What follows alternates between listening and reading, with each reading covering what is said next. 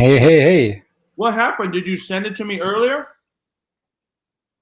Yeah, so I sent it somewhere between all the emails going back and forth. Oh, God, dude, I'm so sorry. I came in and I was like, maybe I messed up. And then we had the training. Anyway, so 20 Okay, minutes. yeah, so happy. Let's talk. Yeah, exactly. Yeah, so let's go. Dive into the topics. So, how are you? So, how is the academies going? It's great. We are full for summer, so we have kids coming from all over. We actually have 7 states represented.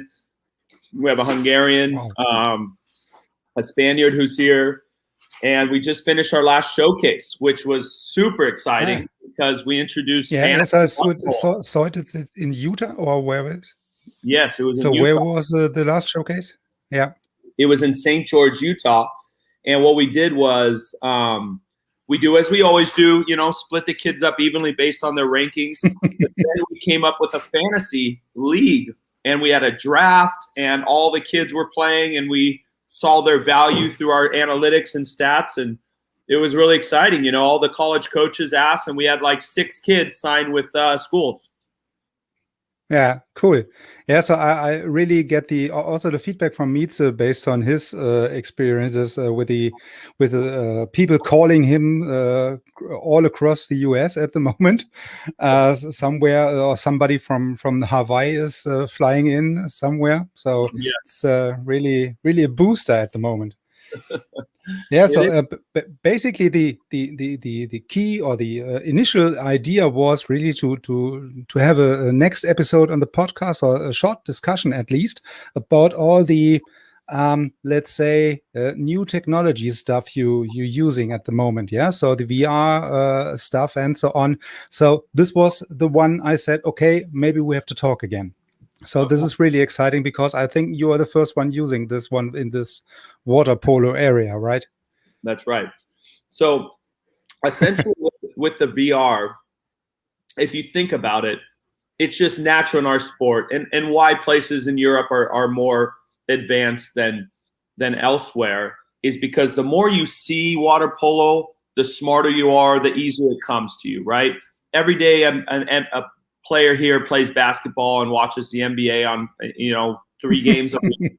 So by the time they're 18 years old, they know mostly everything about basketball, and then you fix some fundamentals and stuff. In water polo, we don't have that.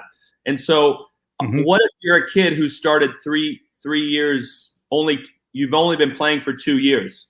How are you going to catch up to the kids who've been playing for 8 years, right? And physically, it's just not possible to catch up and play that many games and put yourself in that scenario. So what we've created in the VR and what they're finding with NFL quarterbacks, what they're finding with baseball players and golfers even, is when you put on those goggles, it puts you in those scenarios, and you go over and over, and within a span of 10 minutes, you can teach yourself exactly where you should have been looking, where you should have moved, what should have happened, like you spent 3 hours of training, right? So okay. Yeah, so and this means that you also cooperate with people from other sports. Yeah, so you mentioned the NFL of quarterback players and so on. So based on their experience in their area of sports, so there's a real communication cooperation between the sports. Then in this case for the water polo stuff. That's right. Well, it's not just the sports; it's also the medical world. So one of the biggest ways they've gone in is like teaching doctors how to do certain surgeries or certain whatever certain things first in the VR before, so that instead of training for months at a time, they can sit there and do everything and see it all firsthand. And I've had kids here, and it's funny because a lot of the kids we get are outside of California, so their IQ is their water polo IQ is not the highest. They came from Oregon or they came from Chicago. So some of these simple things is tough for them. But once I get them in the VR and I ask them all, I said, be honest with me. Like, same in the water. If you don't think you're getting out, like, let's talk about it. If you don't like it, like, don't do it. I want to know. Every single one finishes and goes, that was amazing. I learned so much. I can't believe I was there. And then they watch themselves now. We can also film them. And they go, oh my God, I look terrible. And I'm like, I've been telling you that the whole time. Now you get to see how terrible you look. Yeah, so it's a beneficial situation for both parties in this case. Yeah, for you as a coach, and also for the player saying, okay, maybe the coach is right, and I have to go left way and not right way. Right, that's right. And it is something fun. I think in our sport, we have to think forward, right? These kids, they're getting more technologically savvy. They're on iPads all day. They're on phones. They're using VR on their own. Well, why don't we adapt? And why don't we create, a VR water polo program, which we've created? Why don't we create more analytics so that these kids can start tracking their stats and using numbers to help them get to the next level? Because you know what? Water polo in the 80s is not water polo in 2021, and it's not going to be in the next 10 years. So we got to think ahead. Yeah. So, and this sounds like that you are really developed this for your academy then from the very beginning and very start. Yeah. So maybe you can tell us a little bit about the process of developing the VR environment. Right. Yeah. You go.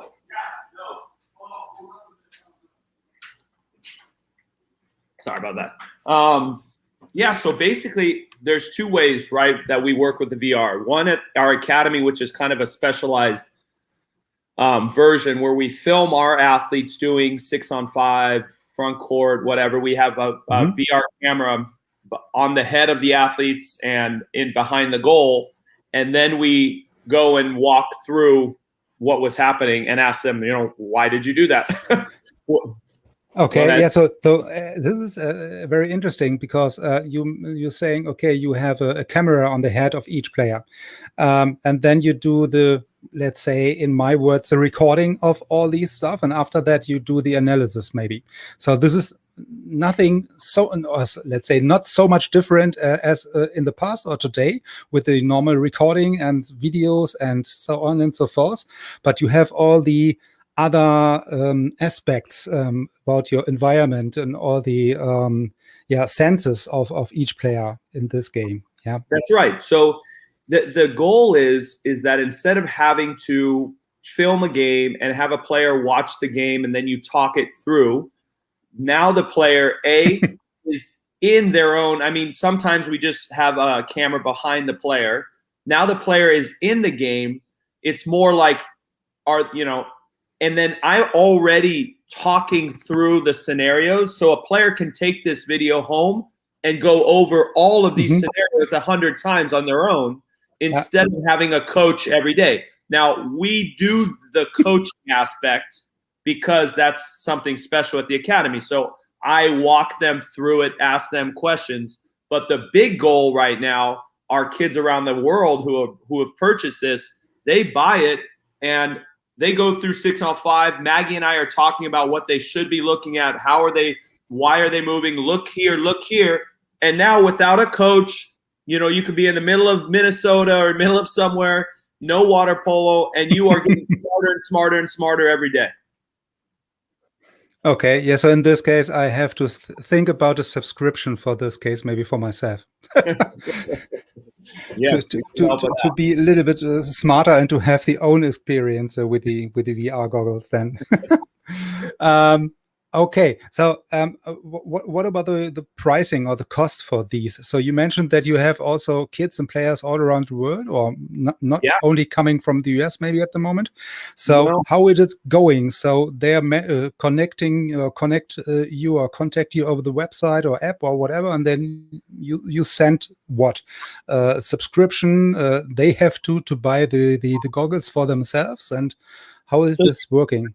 There's two ways we're doing it, right? One way is the most common way is you purchase from us the goggles and all the information uploaded already, so that the moment it arrives at your house, it goes and you have everything. Now, those goggles you can use for all the other games and whatnot, but all those packages are purchased.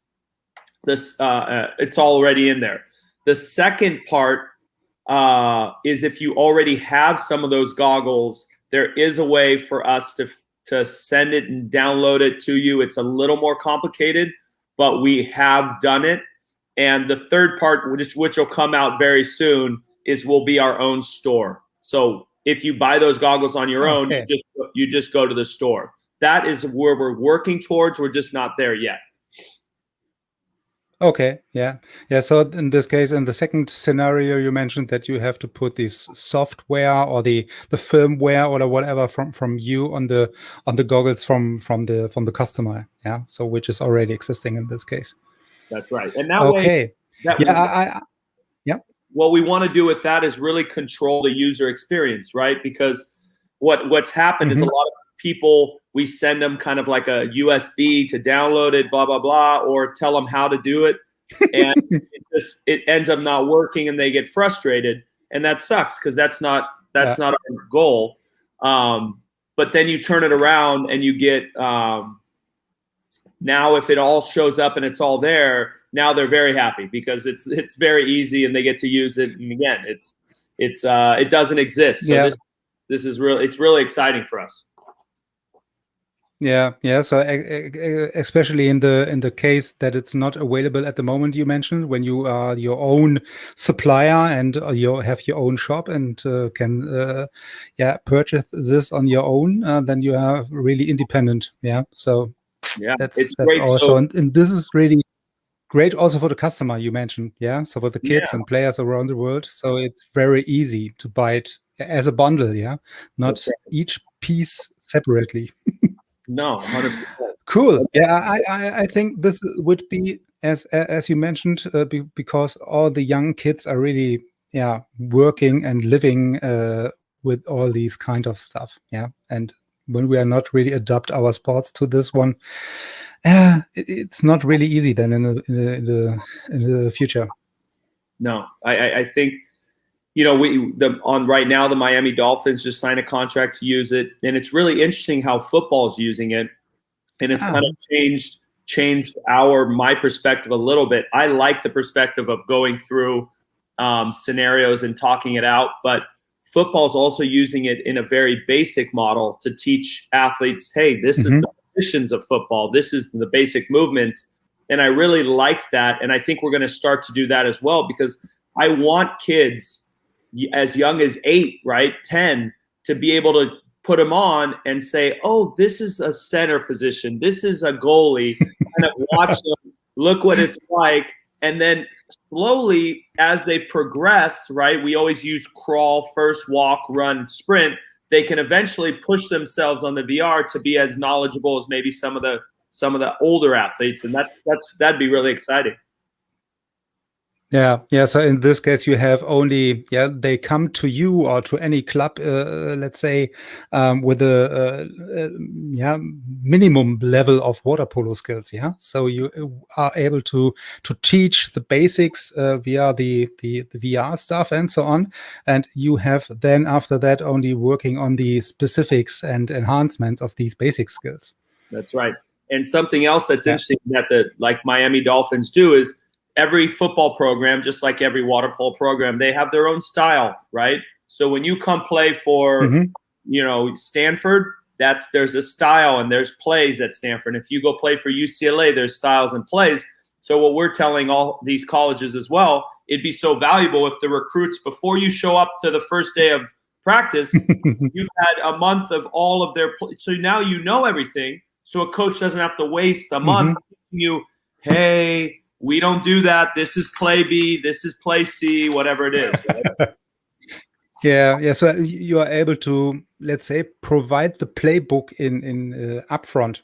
Yeah. So before the season or the practice is starting, then. That's right.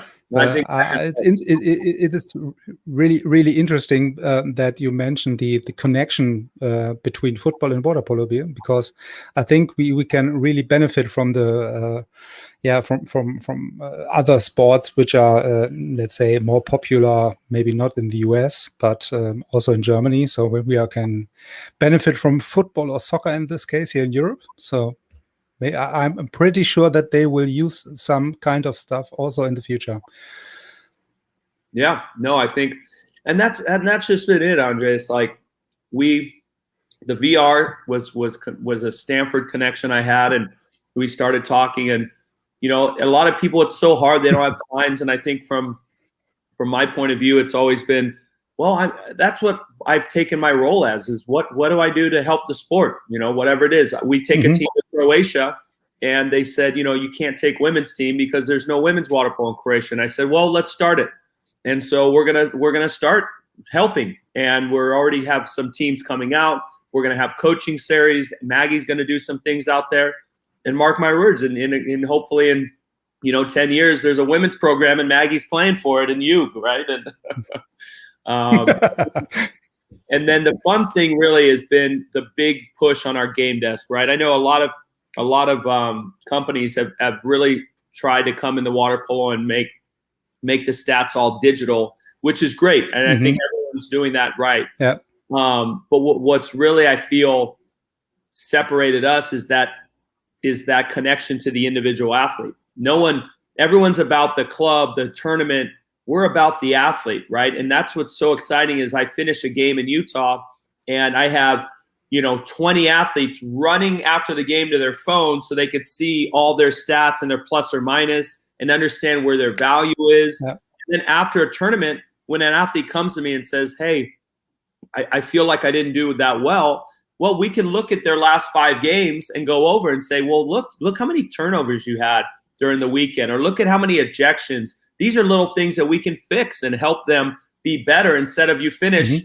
And right now you finish a game, it's just, it's dependent on who you talk to. If you're lucky enough to have have Stamm as your coach, then he's going to know what to say. If you don't have him and there's someone else, then maybe it's not going to be the right answer, right? So we're trying to. So at the moment, I would absolutely agree with you that it's more or less only a feeling or in impression from somebody, about your game and your statics in this game. And when you have really the figures in front of you, it's something different. Yes. Okay. Yeah. So you already prepare for outside, yeah? Already. I know. No, that's all right. I got a little bit more. Yeah, no problem. So maybe one last question before you have to leave to go to the practice. What do you think about the final 8? So I saw you're really following the games with your athletes. Yes, first off, it's amazing, and I think Europeans they have a lot more accessibility to these games, but now with the live streaming, it's unacceptable that so many Americans and Brazilians and Australians didn't watch those games, right? If you ever aspired to be great, then you would watch those games.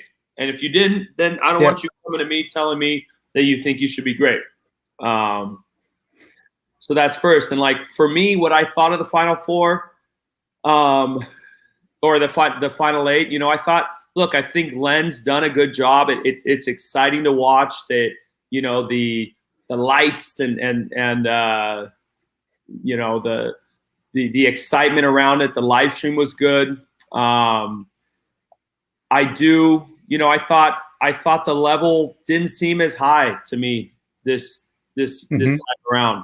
And I don't know if it was COVID and players' ability. It just seemed, to me, I've watched every Final Four or Final 8. I was at the one in Italy 2 years ago. I watched the one obviously last year. The rest of the time I've been participating in them. I just felt there was something missing on the quality this year. And again, maybe the players were too tired. Maybe it's too many games for them. Maybe it's too close to Tokyo, or the whole Tokyo delay kind of affected. But that would be my 2 cents, right? I thought I'm proud of Ben Halleck. He became the first American ever to win a Final Four. At the same time, I didn't think it's going to go down as one of the best Final Fours ever. Yeah, absolutely. Yeah, so I think I have quite the same impression about or at least about the whole tournament, the Final 8 tournament.